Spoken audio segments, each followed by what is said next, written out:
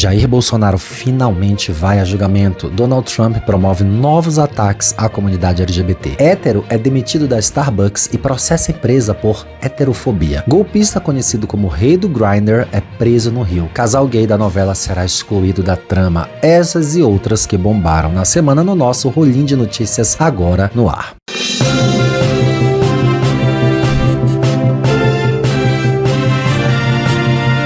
Olá, minhas rolinhas, eu sou Márcio Rolim, o criador e apresentador deste canal, onde comentamos todos os domingos as notícias da semana. Eu tô vendo você assistindo aqui os babados, as notícias e tudo mais e não tá seguindo o canal. É muito importante que você siga. Coloca seu dedinho aí e leva só um segundo. Aqui debaixo tem um Pix e tem um Apoia-se pra você mandar um trocadinho qualquer pra gente continuar fazendo vídeos legais de segunda a domingo. Segue e manda uma ajudinha. E vamos de notícias.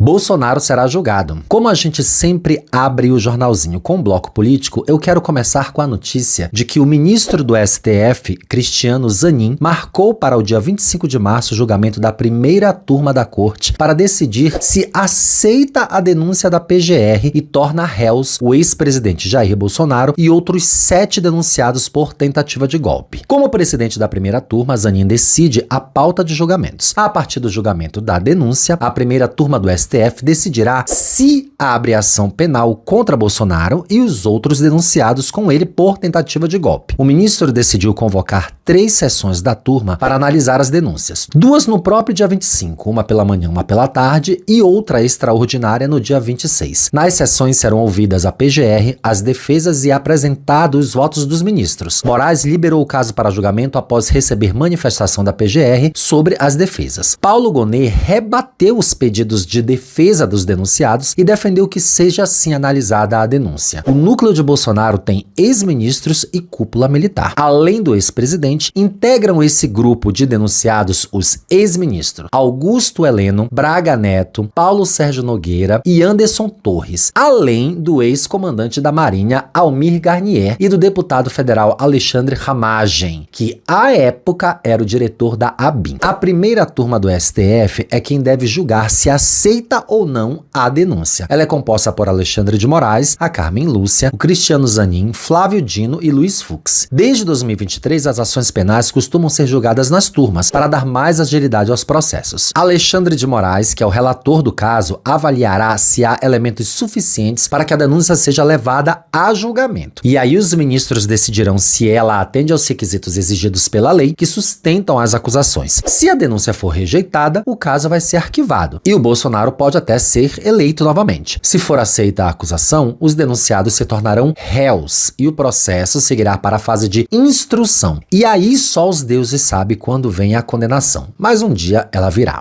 Triângulo da Morte. Pois é, gente. O presidente dos Estados Unidos, Donald Trump, usou a sua rede social Truth Social para republicar nesta segunda-feira, agora, no dia 10, a imagem de um triângulo rosa invertido e coberto com um sinal de proibido em vermelho, como vocês veem aí na foto, conhecido como um símbolo da era Na pela perseguição aos homossexuais. A imagem postada pelo presidente estava com destaque em um artigo de opinião do colunista Jeremy Hunt, que é do jornal conservador The Washington Times, que é publicado pelo presidente norte-americano. A referência a um símbolo usado pelos nazis está fazendo Trump ser alvo de críticas no mundo todo. Os aliados dele, Elon Musk e Steve Bannon, foram acusados recentemente de fazer saudações associadas aos nazis. Ao assumir a Casa Branca, Donald Trump assinou diversas ordens que afetam negativamente a comunidade LGBT, como, por exemplo, proibir pessoas trans de comporem o exército, ordenar que as autoridades dos consulados neguem vistos e autorização necessária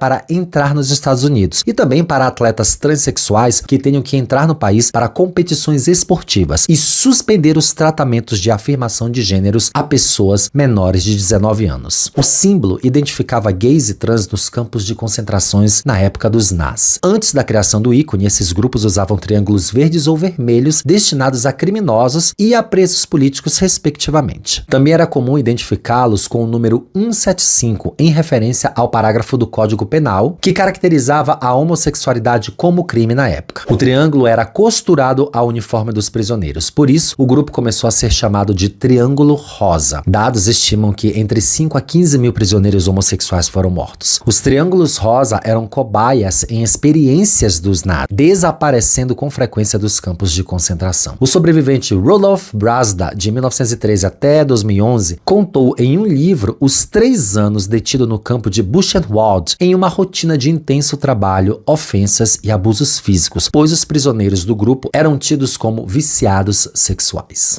Mais decisões erradas. E vamos continuar aqui de combo de Donald Trump. Só dessa semana, tá? O Rato Laranja restringiu o uso de quase 200 termos em agências federais, incluindo palavras como feminismo e diversidade e LGBT. A decisão faz parte da iniciativa para modificar a linguagem oficial utilizada nos órgãos do governo. De acordo com os documentos analisados pelo The New York Times, algumas palavras foram removidas de sites e materiais públicos, enquanto outras passaram a ser alvo de revisão em contratos e subsídios. O país vai ficar sem palavras, porque em breve ele deve proibir até mesmo as pessoas de falar. Também nessa terça-feira, no dia 11, o governo Donald Trump anunciou a demissão de quase metade dos funcionários do Departamento de Educação dos Estados Unidos. Olha que loucura. A decisão faz parte da estratégia do presidente para reduzir a burocracia federal, que ele chama de Estado Profundo, e já havia impedido professores de falar qualquer assunto sobre diversidade e racismo nas salas de aula, sob pena de demissão. Em pouco tempo, não haverá mais professores trabalhando, mas soldados do exército dentro das salas de aula, somente olhando para a cara dos alunos. E tem mais, tá? O presidente voltou a falar sobre a possibilidade de anexar a Groenlândia aos Estados Unidos, nessa quinta-feira, agora dia 13. Durante encontro com o secretário-geral da OTAN, Mark Rutte, o republicano foi questionado sobre a questão por um repórter, que afirmou que a aquisição seria muito importante para a segurança internacional, mas não só nos Estados Unidos. A última vez que o Donald Trump havia falado sobre o assunto foi em seu primeiro discurso ao Congresso americano no dia 4, quando o republicano disse que os Estados Unidos obterão controle total sobre a Groenlândia de um jeito ou de outro. Um dia depois, o primeiro-ministro da Groenlândia, Mut Ejed, afirmou que os habitantes da ilha, que é um território autônomo da Dinamarca, não desejam ser nem americanos nem dinamarqueses. Mas vão ser sim, tá? Todo mundo vai ser. Os Estados Unidos vão recomeçar uma nova temporada de colonização no mundo todo e em 4 anos todo mundo será estadunidense. Comecem aí a aprender a falar inglês. Nome morto. A sessão de subcomissão de relações exteriores da Câmara dos Estados Unidos foi interrompida agora, nessa terça-feira do dia 11, após o deputado republicano Keith Self, que preside a comissão, se referir à deputada democrata Sarah McBride, que já foi notícia aqui nesse canal e que é uma mulher trans, como Senhor McBride. Para responder ao ataque transfóbico de Keith Self, Sarah McBride, a primeira mulher trans dos Estados Unidos a ser eleita no Congresso, usou de ironia e respondeu: "Obrigada, senhora presidente." No entanto, o democrata William Keating, que estava do lado dele, interrompeu a fala de McBride e pediu ao presidente da comissão que repetisse a introdução à sua colega, respeitando sua identidade de gênero. Keith, no entanto, novamente se referiu a Sarah no masculino. Assistam ao vídeo.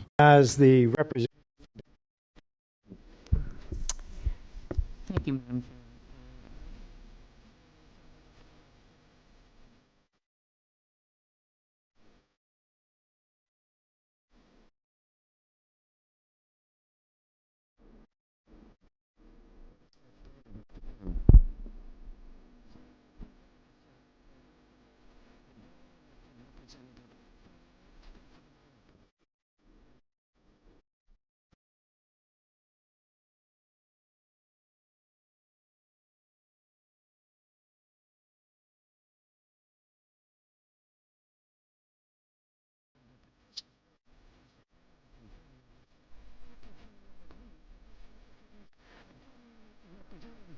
Hey.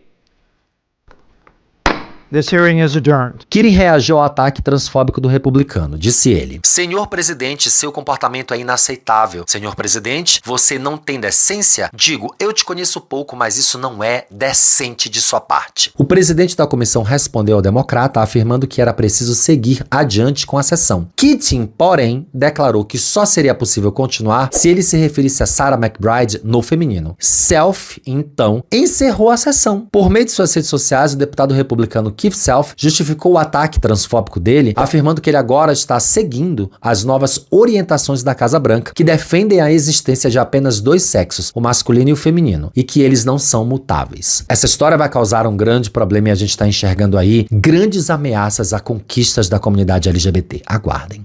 Heterofobia. Pois é, um ex-gerente da Starbucks está processando a rede de cafeterias por discriminação, retaliação e inflição intencional de sofrimento emocional causadas, segundo ele mesmo, pelo fato de ele ser heterosexual. O ex-funcionário Christopher Devanesson, que se defende como um heterossexual típico, alega que seus chefes o tratavam de maneira materialmente diferente em relação a outros funcionários que não eram homens heterossexuais típicos. O processo chegou à Starbucks no final de fevereiro agora, e nele, Christopher, de 47 anos e morador de Rochester, no estado de New York, nos Estados Unidos, é descrito como um funcionário modelo que desempenhou as funções essenciais de seu emprego de forma exemplar. No entanto, alega a queixa, seus colegas de trabalho LGBTQIA criaram um ambiente hostil devido à sua orientação sexual de gênero típico. Os superiores supostamente o demitiram quando ele reclamou, de acordo com a reportagem do jornal The Independent. Neil Flynn, o advogado de Christopher, disse que a heterossexualidade do cliente foi usada como arma contra ele, num caso de discriminação reversa, de acordo com a reportagem do jornal. O ex-gerente mudou de ramo e agora está trabalhando num banco. A Starbucks não se pronunciou sobre o caso. Eu tenho uma particularidade para falar sobre isso aqui. Embora nada disso seja verdade, seria muito interessante que de fato acontecesse, para que pessoas heterossexuais cisgêneros vivessem na pele o que a gente vive. Ou seja, um grupo de pessoas que são heterossexuais se reúnem todos os dias para atacar pessoas homossexuais dentro de seu ambiente de trabalho até que elas sejam demitidas. Isso acontece todos os dias, historicamente, ao longo das décadas. Então, de repente, se isso fosse possível, porque não é possível, grupos hegemônicos não são atacados por minorias, não são discriminados, muito menos escravizados, por exemplo. Se fosse possível no mundo utópico, seria muito interessante a gente saber, de verdade, como o hétero se sentiria sendo achincalhado, passando por piadinhas, passando por humilhações diariamente dentro do seu ambiente de trabalho. Eu particularmente, adoraria fazer parte de um grupinho desse que fica ali, ó,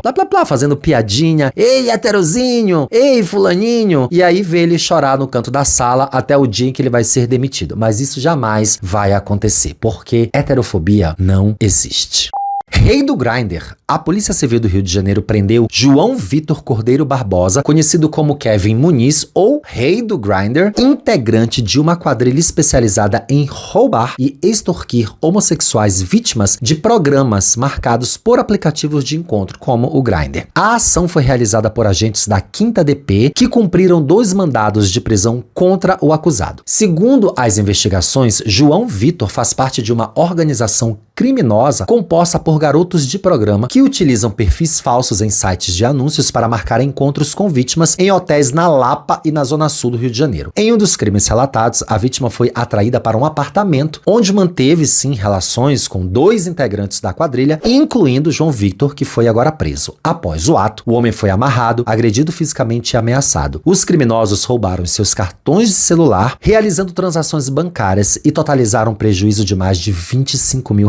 Para burlar o horário de transição imposto pelos bancos, a vítima foi mantida em cárcere privado dentro de um carro até amanhecer, quando novas transações foram feitas em seus cartões. O crime ocorreu no apartamento de Maria Eduarda, uma mulher trans que também integrava o grupo, e foi presa em outubro do ano passado. Após toda a violência, a vítima foi abandonada em Santa Cruz, que fica a mais ou menos 60 quilômetros do local do encontro. Apesar da prisão de João Victor, as investigações seguem em andamento ainda para identificar outros integrantes da quadrilha e também responsabilizá-los por crimes semelhantes já denunciados à polícia.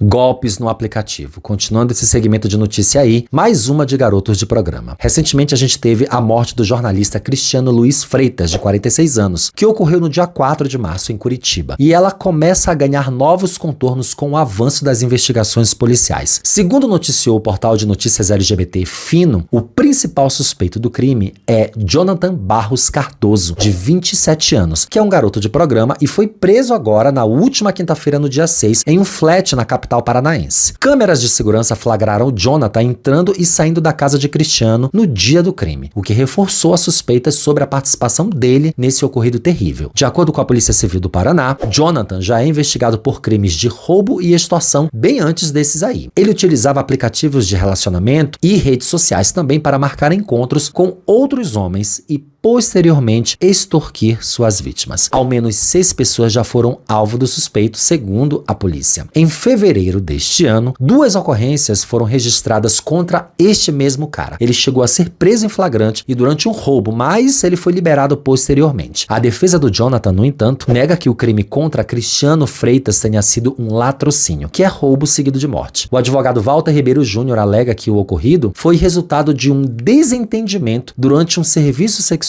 contratado pela vítima. Disse ele: houve uma discussão acalorada e posteriormente um embate físico que infelizmente terminou na morte do jornalista, afirmou o defensor. O corpo de Cristiano foi encontrado morto em sua casa no bairro Jardim das Américas, com as mãos amarradas e amordaçado com uma fita que cobria a boca e o nariz. Como isso pode ter sido uma luta ou uma briga qualquer? Impossível. Cristiano Luiz Freitas era uma figura conhecida no meio jornalístico paranaense. Ele tinha uma extensa carreira diversificada que incluía a produção de conteúdo na internet, assessoria de imprensa, edição e revisão. Ele trabalhou por anos na Gazeta do Povo, onde foi o editor responsável pelo Gazetinha e pelo Caderno Fã. Que se faça justiça. Cadê a inclusão? Mais uma polêmica para a Rede Globo de televisão e suas novelas. A trama do casal Guto e Vinícius será cortada e encerrada da trama Garota do Momento. Os dois chegaram a protagonizar até um beijinho ali, mas o casal deixará de existir em breve. Segundo a colunista Carla Bittencourt do portal do Léo Dias, Guto, que é o Pedro Goifman, e Vinícius, que é o Elvis Vitório, terão um término em 18 de março. Acontece que a alta cúpula da Globo teria batido o martelo para afastar e encerrar a trama. Vinícius receberá uma carta que se mudará para os Estados Unidos para estudar dança e ficar próximo do pai, que está com câncer. Guto ficará desconfiado e terá uma despedida dolorosa na casa de Anitta, que é a Maria Flor. Na cena, o rapaz corre atrás do táxi que Vinícius está em completo desespero. O jornalista também afirma que os rumores circulam pela Rede Globo é de que a justificativa para tal é que a alta cúpula, que é evangélica, gostaria de esvaziar o romance, dando pouco espaço nos capítulos. Alessandra Pode, a autora, diante disso, teria resolvido encerrar a trama ao invés de tirar o protagonismo dos meninos. Um caso recente também voltou aos holofotes. Na novela Vai na Fé, Clara e Helena formavam um casal e elas tiveram diversas cenas de romances, de detalhes e tal, e teve os rumores aí do seu apagamento. Vale pontuar que, mesmo que não oficializada, a questão da emissora com a diversidade varia muito, tá? Por exemplo, em Terra e Paixão, o público abraçou o casal Kevin e Ramiro, aí o Diego Martins e o Amaury Lorenzo, conquistando até um beijão e um casamento entre os dois no horário nobre. Carla Bittencourt também pontua que a justificativa não é oficializada, mas corre aí nos bastidores que a decisão se baseia num público mais conservador do horário. A emissora não se posicionou sobre o caso até o fechamento da matéria do Metrópolis. Bichas velhas. Carlinhos Maia chama de bichas velhas quem criticou o programa do marido. O programa Eita Lucas, que estreou no último sábado no SBT, foi mal recebido pelo público, até mesmo por aqueles que têm um péssimo gosto pra tudo, eles também não gostaram. Por que será, né? O influenciador Carlinhos Maia não poupou críticas aos gays, pra variar, e ao SBT após a estreia do programa do seu marido Lucas Guimarães, que aconteceu agora no último sábado, dia 8. Após mais de um ano de elaboração, Eita Lucas teve apenas meia hora de duração na grande emissora, disse Carlinhos Maia. O programa do Lucas foi tão subestimado, inclusive picotado pela emissora. Eu entendo, isso foi um teste, mas mais de um ano de elaboração, a gente colocou tanta energia, Umas bichas velhas criticaram botando energia ruim, mas mesmo assim foi um grande sucesso. Mesmo picotado como foi, eu estou muito orgulhoso. Claro, Carlinhos Maia, foi um grande sucesso, tanto que você está aí se reclamando das críticas, enchendo seus stories de blá blá blá, xingando as pessoas. Que grande sucesso, né, Mona? Parabéns, uma palma pra você e pro seu marido. E para esse programa inédito, cheio de quadros incríveis e criativos com a simpatia de uma porta do seu marido, e que eu não consigo dizer o nome do programa sem fazer essa interjeição. Eita, Lucas! BBB 25. A equipe de Diego Hipólito, que está bombando aí no Big Brother Brasil 25, é um dos favoritos para ganhar, né? Denunciou nas redes sociais do atleta uma série de ataques direcionados à sua saúde mental e à sua sexualidade. Em posts publicados no X e no Instagram, os administradores das páginas de Diego afirmam que mensagens ofensivas e preconceituosas serão expostas e repassadas ao time de advogados do confinado, diz o comunicado. É inadmissível. A partir de agora, qualquer ataque relacionado à saúde mental de Diego e à sua sexualidade será exposto. Tomamos todas as medidas legais necessárias encaminhando o caso para a nossa equipe de advogados, que tomará providências para processar os responsáveis a fim de garantir que aqueles que disseminam o ódio não ficam impunes. Desde que ele entrou no programa, diversos comportamentos seus têm sido questionados. Entendemos que cada pessoa torce para um participante com base em sua identificação, mas não podemos tolerar que nos dias de hoje, com tantas pessoas anônimas ou públicas enfrentando dificuldades relacionadas à sua saúde mental, ainda existam perfis anônimos que se utilizam do ódio para a agressividade, disseminando palavras que ultrapassam os limites e expondo pessoas que já lidam com inúmeros desafios pessoais. Não são causas apenas do Diego, mas sim de milhares de pessoas em todo o mundo. Não vamos mais tolerar isso. É isso aí. A assessoria se posicionou corretamente e toda e qualquer forma de discriminação deve ser punida, independentemente para quem você esteja torcendo nesses programas. Ataques são inadmissíveis. Prevenção prolongada, excelente notícia. Um estudo apresentado agora nessa quarta-feira, no dia 12, pela farmacêutica Gilead, revelou que o lenacapavir, que é um medicamento preventivo contra o HIV, pode ser eficaz apenas com uma dose anual. Olha que legal. Originalmente desenvolvido para ser administrado a cada 6 meses, o remédio, que está em fase final de testes clínicos, mostrou em pesquisas paralelas que sua proteção pode durar até 56 semanas, ou seja, 13 meses. A diferença crucial do novo teste foi a aplicação por injeção intramuscular mais profunda em comparação com as aplicações subcutâneas testadas anteriormente. Essa mudança permitiu que o medicamento mantivesse concentrações plasmáticas acima do nível necessário para a prevenção do HIV por mais de um ano no corpo. O lenacapavir não é uma vacina, tá? Mas sim um antirretroviral que age de forma semelhante à PrEP, impedindo aí que o vírus se instale no organismo após um possível contato. A grande vantagem, segundo o Jared Bitten, que é o vice-presidente sênior da Gilead, é a possibilidade de superar os desafios de adesão ao tratamento, disse ele. A PrEP oral hoje exige um comprimido diário. Muitas vezes tem sua eficácia comprometida pelo esquecimento dos usuários. Sim, a adesão é um grande problema. Você precisa tomar um medicamento todos os dias para prevenir o HIV e, sendo uma injeção uma vez por ano, é muito mais eficaz. O estudo de fase 1 incluiu 40 adultos saudáveis entre 18 e 55 anos que receberam uma única dose de 5.000 miligramas. Os resultados mostraram que 95% dos participantes mantiveram concentrações do medicamento acima do limiar de eficácia por mais de um ano, superando aí todos os níveis observados nos estudos semestrais. Vale lembrar que as doses semestrais já haviam se mostrado mais eficazes até que a própria PrEP tradicional, que toma todo dia, com uma taxa de adesão de apenas 0,04% em comparação a 0,11% da versão tradicional, segundo o ensaio clínico divulgado em 2024. Apesar dos avanços promissores, o lenacapavir ainda é um experimento, não foi aprovado por nenhum país. Estamos na torcida para que seja aprovado e populações do mundo inteiro possam reduzir seus novos casos de infecção até zero. Quem sabe um dia.